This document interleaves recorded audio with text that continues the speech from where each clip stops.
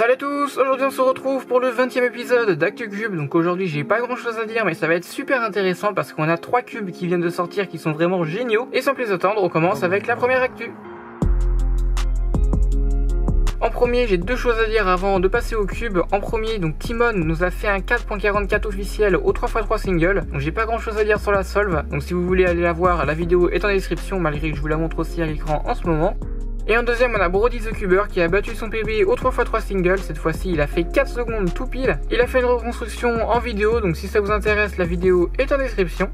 En troisième, on passe au tout nouveau cube et là c'est le Moyu RS3M 2021 dont on va parler en premier. L'année dernière, le Moyu RS3M 2020 avait fait un énorme carton et avait plu à énormément de monde. Et maintenant, on a la version 2021 qui est sortie avec une très grosse nouveauté qui n'a jamais été faite dans le monde du Rubik's Cube. Ils ont réinventé le système de tension du Rubik's Cube. Donc à la place de mettre un ressort, ils ont mis deux aimants face à face qui se repoussent. Donc normalement, vous le savez, hein, quand on met deux aimants face à face nord-nord ou sud-sud, ils se repoussent. Et donc là, c'est ce qu'ils ont fait. Et franchement, c'est super intéressant parce que plus on pousse, plus ça se durcit et donc du coup ça change complètement la sensation dans le cube. Donc je sais pas si je ferai un unboxing de ce cube mais franchement c'est super intéressant. Bien sûr le lien est en description.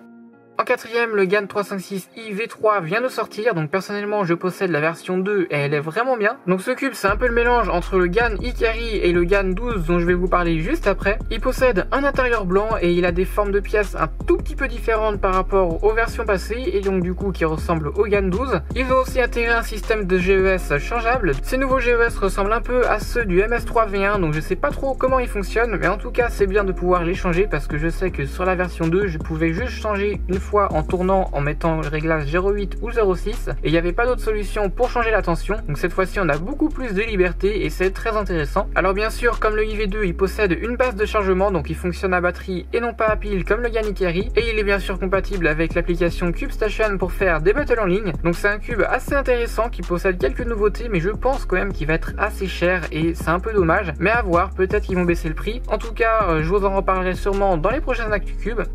Et pour finir, la plus grosse actu de cette ActuCube, c'est tout simplement le leak de la sortie du GAN 12. Donc il s'appellerait peut-être le GAN 12 Maglev, donc c'était dans le titre de la vidéo. La seule vidéo qui existe où on voit le GAN 12, c'est celle de The Cubing Jedi. Alors on le voit ici faire un AO5, il a l'air de plutôt bien tourner et il a aussi un intérieur blanc. Précédemment, je vous avais parlé des pièces qui avaient un tout petit peu changé de forme et comme vous pouvez le voir, si on fait pause et que l'on zoome, on peut voir que les pièces sont très légèrement changées au niveau des angles. Mais c'est vraiment pas grand chose, je sais pas si on verra une différence au turn. Pour l'instant, on n'a pas plus d'infos sur le GAN 12 à part cet AO5, mais bien sûr j'en parlerai dans l'ActuCube qui sortira dans 2 semaines, donc l'ActuCube numéro 21.